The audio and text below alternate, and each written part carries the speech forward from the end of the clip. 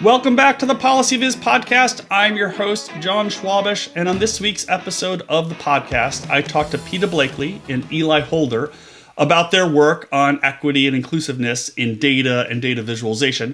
If you've been following my work for the last year or two, you know this has been a big topic of interest for me. I've written a couple of papers about this particular topic with more that I'm currently working on through the Urban Institute, including 2 volumes of what we're calling the Do No Harm Guide. So I hope you'll check those out. And I hope you'll check out the blog posts that Pieta and Eli have written that I link to in the show notes page.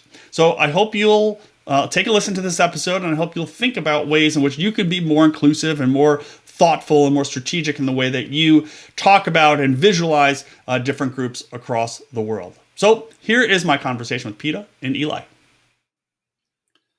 Hey, Eli and Pieta, good morning. Welcome to the show. How are you both? Great, thank you. Great to have you both on the show. Excited to chat about all the great work you're doing. I thought we would start by some introductions for folks who don't know of you or your work, and then we can get into all the nitty gritty of the content. So maybe Eli, you'd like to start. Tell folks a little bit about yourself and your background. I'm Eli Holder. I a long time ago studied computer science in school, did my first kind of scientific visualization research in undergrad, got out of school, started a couple startups. One, again, back to DataViz, looking at how can we take Fitbit data and personal health tracking and make it less clinical, make it more motivating, exploring part of the emotional sides of DataViz. And then from there, a few miserable years as a product manager, working for kind of data-oriented products. And then 2020 happened. I think we all became a little bit more introspective, retrospective, and realized that the data viz side of data and the storytelling and the psychology of it were just so much more compelling to me than really anything else. And so 2020, I started working on my own practice, 3IAP, kind of in earnest. And so since then have been doing client projects around either communicating data, storytelling kind of things, or data products, and how do you design both of those in ways that are not just informative but psychologically effective, that create the outcomes that we want to see. And so that's where I'm at, and part of that is I enjoy the work. It's also an excuse to do kind of side projects, and this one turned into what I thought would be maybe a 2 or 3 week exploration, and it's now turned into a year-long research project. But that's part of the fun. That's why I'm here. You know, it's so funny because I talk to so many people on the show, and sort of, folks who are in data viz kind of gravitate towards computer science because that's, a lot of the part of making data visualization. But you started with computer science and then kind of gravitated towards psychology, which is kind of like the other pair of it, which is pretty interesting. That's great. So Pieta, could you talk a little bit about yourself and then how you and Eli kind of teamed up on these projects? So I'm an evaluation consultant. I work for mission-based organizations and I help them measure their outcomes. And all of the work that I do has to do with some kind of marginalized or disadvantaged population and is aimed at building thriving urban communities, because that's what I care about. So, under that umbrella, there's a lot of youth work, local community development, a little bit of healthcare, things like that. And I'm often collecting data, right? Creating a visualization and then talking to people about it, because the goal is always, so how can we use this to do better? How can we run our programs better? And so I had a thought one day about targeted universalism and data visualization. And I thought, how would I set up my data visualizations to support a conversation rooted in targeted universalism? And I wrote a blog post, just entirely based on my thinking, right? As it's emerging, I was like, here's what I think I would do, and I put it out there. And you picked up on it, and Eli picked up on it. It was really exciting. And Eli reached out to me and said, I am trying to implement some of these things you've written about, and I'm getting some pushback.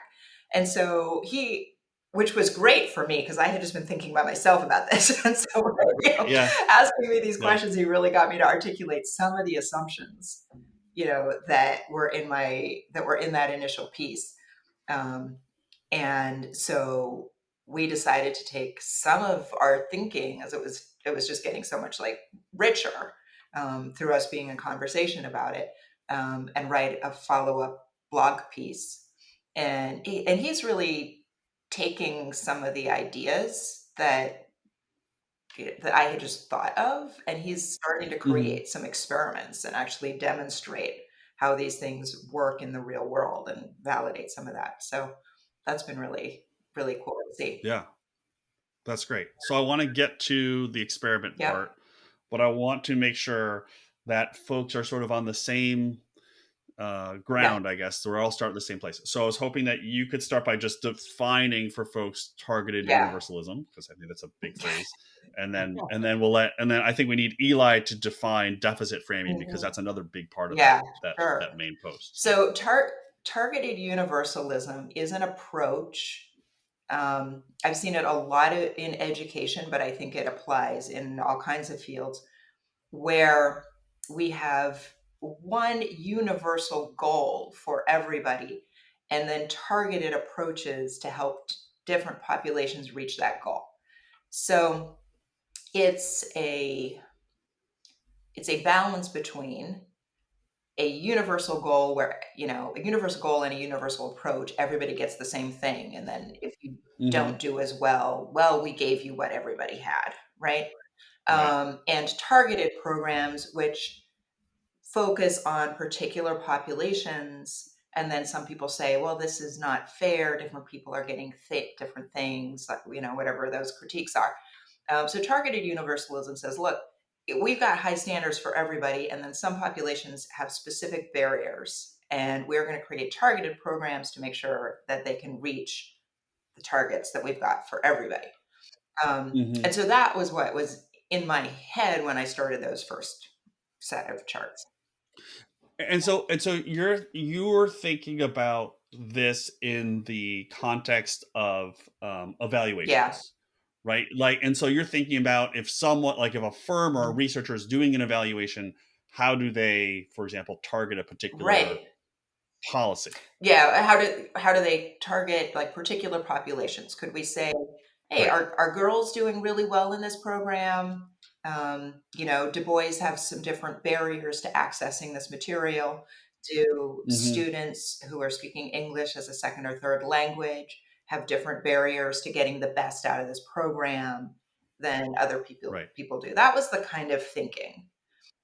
Gotcha. I think that there was an assumption embedded in there that I did not say explicitly in the blog, and that should be said out loud, which was, I thought that you had to design your data visualizations to support different kinds of conversations, and that people looking at the visualization could have different conversations based on how you design that visualization. That's the important thing, right? That I omitted from the initial piece, right? Yeah. Right. Yeah. Okay. So now we've got deficit framing, sort of. I don't know how they fit sort of together, whether deficit framing is subsumes. But anyway, Eli, I was hoping you could give people sort of a framework for deficit framing. So deficit framing is a phrase that I kind of made up, or that came out of the paper.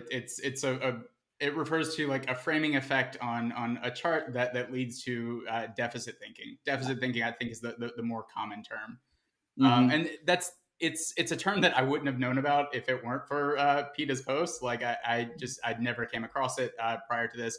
I think it's used a lot more in the education space, which I'm not as close to. Right. But the what it describes is this tendency to generally think about outcomes for minoritized groups only in relative terms to outcomes for majority groups, or for groups with better outcomes. And one of the kind of main harms that comes from it is this tendency to kind of conflate the outcomes with qualities of the people. So to blame outcomes on the people being visualized as opposed to more systemic reasons or more external factors. And so it's kind of a nasty form of victim blaming, essentially, comes out of it. And so that's I think I've been working with a pretty narrow definition of it. Peter, you can make there's certainly more to that concept, but for the purposes of like how does this work with charts and graphs and data design, I kind of latched on to the part around personal attribution and how certain charts can lead to that. Yeah, I think that's I think that's really the key thing, right? That, how do we avoid looking at a disparity or a difference and then blaming people, right? Like coming up with like all these like racist narratives that have always been used to explain different outcomes. Yeah. Right. So the example that you sort of anchor both of these posts is, and I'll just describe it here so folks can get it in their head, and I'll let you all dive into it. But it's basically the percent of students who achieve some threshold in a test score, right? And so you've got this line chart, and you've got 4 different lines for 4 different racial groups: white students, black students, Asian students, et cetera, et cetera. And so the argument that you both make in these posts, and similarly the argument that Alice, Fang, and I made in the Do No Harm Guide is like, should that be one graph or should it be multiple graphs? And so I'm gonna leave that as the context so people who haven't seen it, well, they should go read it, have this like one graph versus these sort of smaller multiple graphs. So maybe Pete, I'll let you talk a little bit about it, and we can chat. So there were 2 reasons why I thought it should be multiple graphs. One was in that initial graph, there is no target for everybody. And so you end up with the white group becoming the benchmark. And that centers whiteness in ways that I think are really problematic. So, and the other thing was I'm obviously reading it as a comparison between the groups, right? I'm going to say, well, yeah, the black students are not doing as well for the white students, which just leaves this perfect size space to think something like, they're not trying as hard, right? Or like just like fill in with, assumptions and, bad things, right? What I wanted to demonstrate was the space between each group and where we want them to be, right? Which allows for, I think, just a much more nuanced conversation and actually think about each group individually and what might be their strengths and their barriers. Right. Yeah, I mean, so the one graph where they're all together is what is depending on the context, right? What is the highest group or the lowest group, and is that the baseline? That's the goal, and that sort of centers the highest. In this case, centers the white students who score the highest, right? Yeah. So I wonder then, to take it a next step, when you think about, let's say there's 4 groups. How do you think about ordering or aligning those 4 next charts? Oh, that is a really good question, which I did not think about in the first iteration. And I think the best answer I have, like at this point, is probably alphabetically. Right? Yeah. I mean, I don't know, Eli, you have any thoughts on this, but this to me is like one of the big challenges is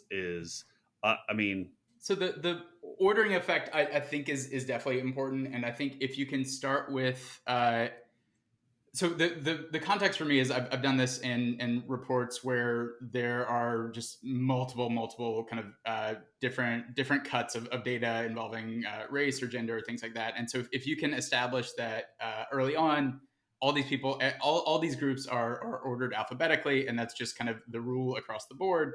That can, you've at least like established like here's the reason for it. It it doesn't always work. So there will be cases where it does have like a centering effect where just it doesn't feel good to have certain groups kind of like at the top or at the bottom. Yeah. And so like for stuff like that, I've never been shy about like, you know what, I'm gonna reorder it so that the group that needs the most attention or the group that's most relevant to this conversation is kind of front and center. But Yeah. I do want to push back or dive into the question of separate charts versus same charts. Yeah. And we can get to that in a second, but I think there's a little more maybe nuance there that's kind of worth unpacking too. Yeah, absolutely. I mean, I think you're right that the thing about breaking the chart up is that the alphabetical ordering is sort of like objective, kind of you pull away all the other stuff, and even if you order it by value, you can do that, or by say magnitude, whatever it is. It's still an objective ordering, but it's not putting them all together on the same graph so that you have this sort of competing effect. And so I think, yeah, I mean, I think for my work, it's like I'm just going to be upfront about how I've made this decision, and that's the decision. But yeah, so let's dive into this single versus multiple panels. Yeah, so I think the to one of Peter's kind of original points around this, the centering effect is definitely a good reason to separate, and I think for the purposes of goal setting, the majority group will tend to act as a benchmark, and that's not always good, because who's to say that the majority group is the best outcome. And so I think those are good reasons to separate, where you need to show different goals and kind of create that emphasis.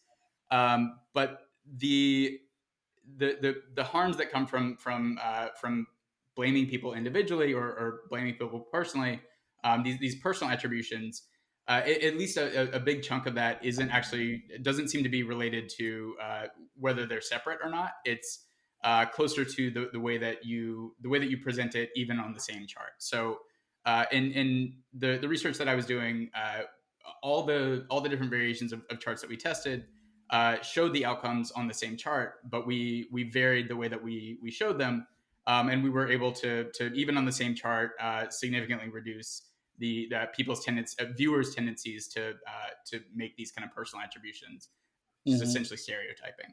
And so I think that it's not, it's at least not the benefit of having them in separate charts is it takes emphasis away from these direct comparisons, which can be harmful. But there's ways of doing that that don't require necessarily splitting it out to the same charts. I think for stories where it's maybe high risk and you're worried that it could be misperceived.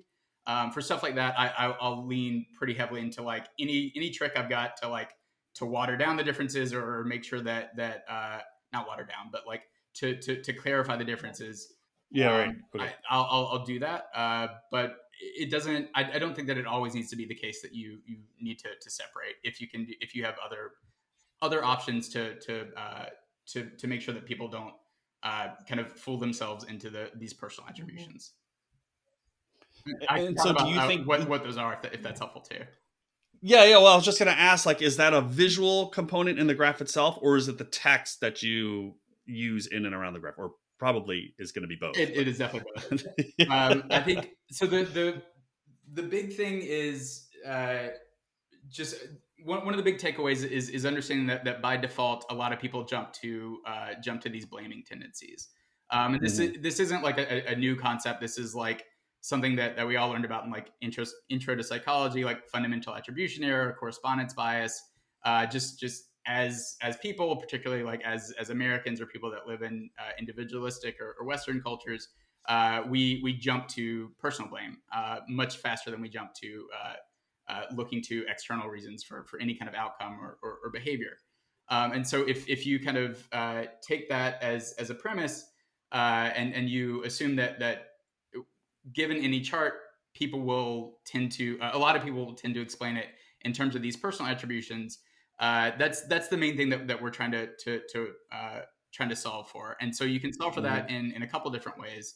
I think the annotation layer and the text around it It's separate from the research project that I was doing, but I think is actually still probably even more of an important component. As much as you can do to frame it in terms of these are the outcomes that you're seeing could likely be caused by these external factors X, Y, and Z, or systemic factors X, Y, and Z. A lot of research that looks at misperceptions around causality show that if you can provide people with alternative explanations for what they're seeing, then their tendency to jump into like superstitions or other like kind of like false conclusions around causality diminish just by giving them alternative explanations. And so annotation layer and titles are a great place, I think, to do that. And then within the charts themselves, what we found was that it has a lot to do with showing variability. And so if you the charts that tend to be the most problematic are charts like bar charts or dot plots or even confidence intervals. These are all charts that really emphasize the average group outcome, and they tend to they don't show anything about kind of the variability of outcomes within a certain group. And so for something that's as loosely defined as race, for example, you will almost like always have a lot of people that so if you're looking at something like earnings for race, you'll always have a lot of people in any group that earn very little, and you'll always have a lot of people in any group that earn a whole lot, even if the average outcomes for those groups are different. And so if you show by showing the variability of those outcomes and making sure that it's clear, using something like a jitter plot or a prediction interval, you can help people see that there is not only a lot of differences kind of like within groups, but that the differences between groups aren't actually as pronounced as something like a bar chart makes it seem like. And so it becomes much more obvious that something like race is not a good predictor of outcomes or something like income, because you can see that how much variation there is within any given group for whatever that outcome is. Right.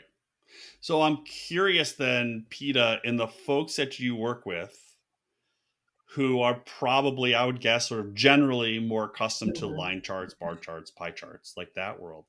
Like, have you had experience of telling people like, yeah, let's try a jitter plot or a bee swarm chart or, or something like this? And like, what is their react, with this framing of, because we're trying to do this, like, what is their reaction to stuff like that? I think because Eli does even more of this work, he's gotten even more pushback. But yeah, definitely. People are like, oh, but this is just how we've always looked at it. These are the charts that people know how to read. Yeah, absolutely. I think, and my, my data visualization work is not as sophisticated as some people. But yeah, I get tons of pushback on, just like basic improvements, like taking away extra lines.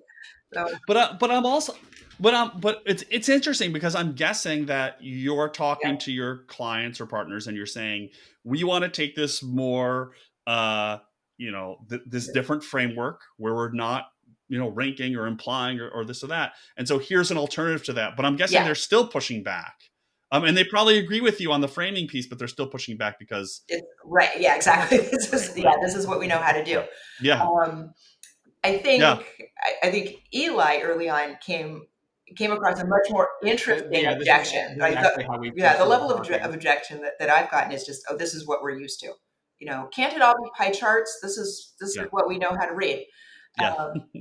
The objection that Eli came across, which I think is way more interesting and important, is, oh, but everybody knows, right? Like we just need to point out the disparity because everybody who reads our chart knows that disparities are caused by structural racism. That's a really interesting problem because the answer is no. You can't. You can never assume that your chart is only going to be read by people who read charts or visualizations from the same perspective that you do, right? And so part of this is like sending your work out into the world in a way that is complete, right? In a way that kind of guards against those kinds of readings. Yeah. I'm also curious. We've been talking about race and ethnicity, and that was sort of the grounding of the posts. I'm curious if you've done any thinking about Yeah. other characteristics. I mean, internationally, it's certainly like Mhm. ranking of, lower developed countries versus Yeah. developing versus developed. There's issues around gender and sexuality and all these things. So, uh, have you thought specifically about these other groups, or is it sort of right now your I thinking is think kind it of evolving to I think it spread out? applies to anything where you have groups of people and there could be stereotypes about those people, right? So Mm-hmm. I've been thinking about road safety, right? And Vision Zero, right? Which a lot of cities have a target of having zero road deaths. Does this apply? Like, Mm-hmm. do we need targeted approaches for pedestrians, people with physical disabilities, cyclists, drivers? Are there stereotypes about Mm. cyclists, or e-scooter users? Like, yeah, definitely. I think, yeah, I, Yeah. I think the anything where you think, oh, in the absence of data, people are gonna like, there's a story that fits in here, right? Yeah. Mm-hmm. the driving one and the road safety one is one that I've started noticing a lot recently. Like, so now that I kind of have a clear understanding of how pervasive the personal attribution bias really is. Like, I see it Yeah. everywhere and I can't unsee it. And Yes. uh, so it kind of drives me crazy in that way, but it's also like it's pretty eye opening. And I think one of the topics that is just like full of victim blaming is Yeah. road safety. So Mm-hmm. there was there's an infographic that came out like a few years ago around like relating driving time to obesity. And I think Mm-hmm. the title on the infographic was driving is making you fat. Mm. But like in reality, like it's not in the United States, outside of maybe like 3 or 4 cities, you don't have a choice but to drive. Like, it's Right. not the driving that's doing it. It's not Yeah. your personal choice. It's like years and years of Right. suburban sprawl and years and Yeah. years of kind of like transportation policy that Right. force you into And there's cars. also like And there's something to another do one. with the cost of housing that's proximate to your workplace, which makes cycling to work not a feasible choice, right? And that your lower Right. income status is also Yeah. influencing your access to outdoor space and healthy food, right? Yeah. Yeah. Yeah. Yeah. Yeah. Um, I wanted to finish up by asking what you think folks in the data viz field, and I'm pausing here. I'm just thinking for a moment because I'm saying data viz field, but I think it's Yeah, actually I would. broader than that. So I'm going to stick with data viz field, but I think it's broader than that. But let me just say people. Then it's just easier People to who say write people. about numbers sometimes. Yeah, right. What do you think people who write about numbers and their organizations? Because I think that's the other piece, that it could be, Yeah, really. For example, Pete. I mean, I think your experience is probably like the prime example. You could be all about trying these other methods right. and pushing your clients, and you can imagine in an organization having Yeah, the same pushback that you're getting. Well, right. we always make bar charts and that's it. But so what do you think people should do? What is their first step to put the lessons in the stuff that you're talking about and writing about? What should their first step be to put I this into I place? think we we do not think enough about how things like data visualization should fit with the overall philosophy and guiding principles of our organizations, right?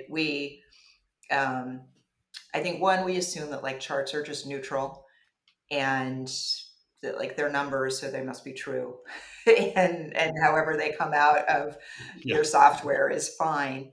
Um, we never think like, if our organization has these beliefs and tenets about how we operate and how we treat people. I think a lot of organizations recently are starting to think like, well, that has effects for what words we use, how we write about people in Mm-hmm. text.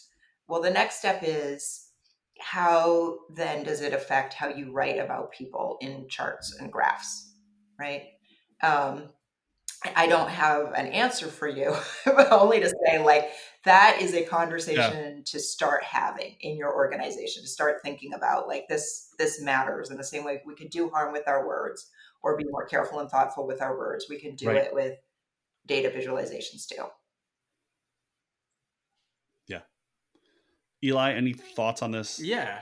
I mean, getting started piece? So I think there's two things. So one is, and you've kind of hinted at this, you can maybe expect pushback on like what is a jitter plot, and a lot of that I think stems from this kind of this notion of this false notion of like we need simplicity, we need it to be as kind of like simplistic as possible to reach a wide audience, and I think that's a false trade-off. I think you can with the right designs, you can still get the message across.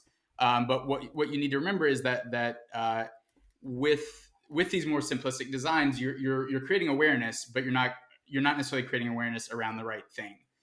So if it's not enough to teach the whole world that there are these wide disparities between different groups.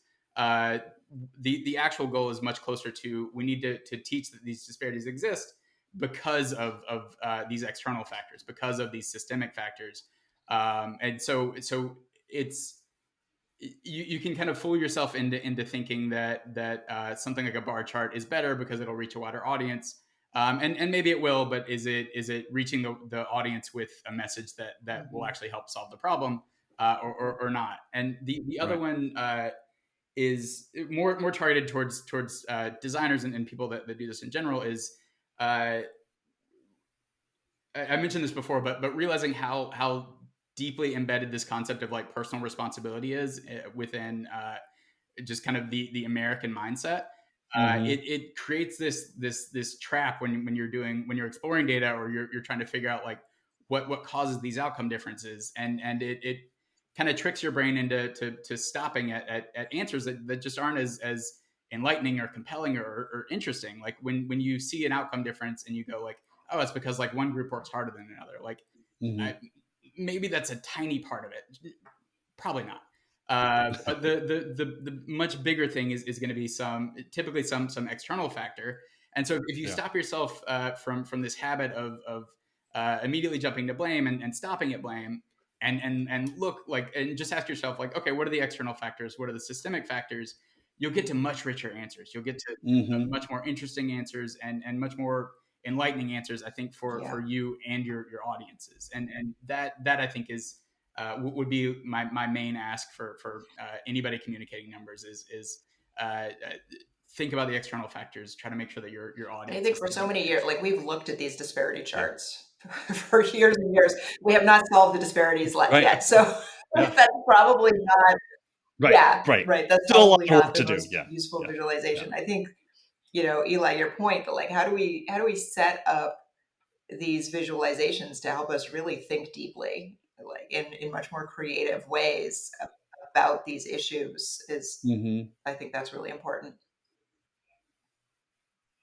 Yeah. Terrific. Pieta, Eli, thanks so much for this conversation and the work. I look forward to seeing where you go with it. There's a lot more to do. There's a lot more to do, I'm sure. This is really just the beginning of a conversation, and we're inviting everybody to join in. Yeah. That's great. Well, I'll link to all the blog posts and everything on the show notes, so people should check them out. But yeah, thanks to both of you for coming on the show. John, really appreciate the chat. Great. Thanks so much, John. Appreciate it. Thanks for tuning in to this week's episode of the show. I hope you enjoyed that, maybe learned a little bit, thought about some strategies you might like to implement in your work, in your visualizations, in your data analysis. And be sure to check out all the links in the episode notes page. There's a bunch of papers and blog posts there. I hope you'll check them out. If you want to learn more about this, you should check out some of the resources at the Urban Institute website. Lots of different toolkits and other things that you can use in your own work. So until next time, this has been the PolicyViz podcast. Thanks so much for listening.